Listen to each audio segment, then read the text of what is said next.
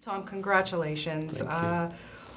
Wow, I mean, I don't even know where to start. Well, having never done a musical before, the most daunting experience of your life?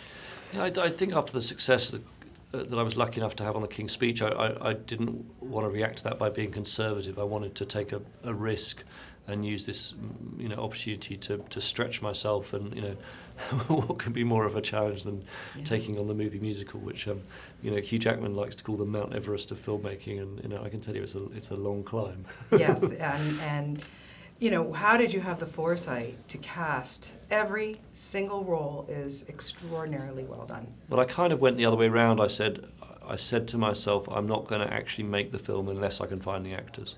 And I'm not sure everyone knew that this was the case, but certainly until I found my Jean Valjean, Hugh Jackman, I wasn't prepared to go ahead and make the film.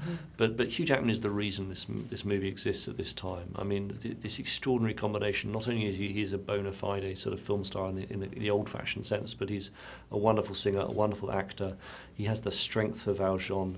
He has this sort of inner grace and spirit appropriate to the man, and he's a great leader as of the team when you work with him.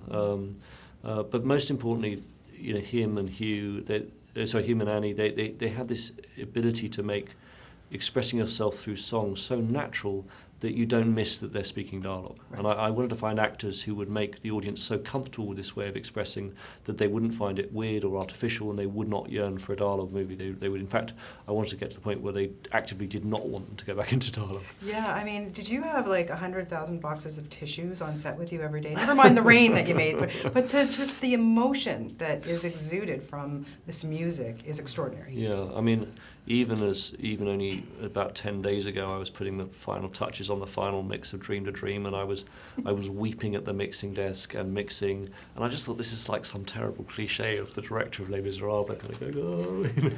But anyway, I was that guy. But I don't know anybody who saw that initial trailer that you put out, the behind the... Everybody who sees it says, I burst into tears, like myself included. I haven't stopped talking about this movie even before you started shooting it. I was so excited. I mean, what is it about the strength of Les Misérables that people just love it so much? It's the power of the original story by Victor Hugo, which has survived for 150 years and has been adapted many times since the silent film age. And then it's the power of Claude Michel Schoenberg's extraordinary sublime music that and I think what interested me was whether the harnessing of acting and singing and music might take the cinematic experience to a different place. You'd create a kind of alternate reality where people communicate through song, and that might allow us to experience emotions in the cinema in an even stronger way than we normally would, and that was really exciting. Yeah, I wouldn't be a good Canadian girl if I wouldn't acknowledge the amazing Colm Wilkinson. Oh. Thank you for putting him in this movie and to have the original Jean Valjean on your set. Yeah, I mean, what was great is that the first thing we shot was Hugh's kind of journey through the mountains in France, and then the next thing we shot was the scenes with Colm Wilkinson. So that literally set Hugh on his journey, and it was always my thought that it would be lovely if the original Jean Valjean could set the new Jean Valjean on his way, and Colm has such a wonderful spirit and generosity. I know he was hugely inspiring to Hugh, not least because he kept stressing the importance to Hugh of going back to the book and using that as a Bible for his performance, because it's all in there. Yeah, I honestly didn't know how you were going to top the King's Speech. You've done it. This is thank you. Outstanding. Congratulations to you, and I don't know what you're going to do next, really. I really don't know. It's a problem. Wonderful to talk to you. Thank you you so much, Tom.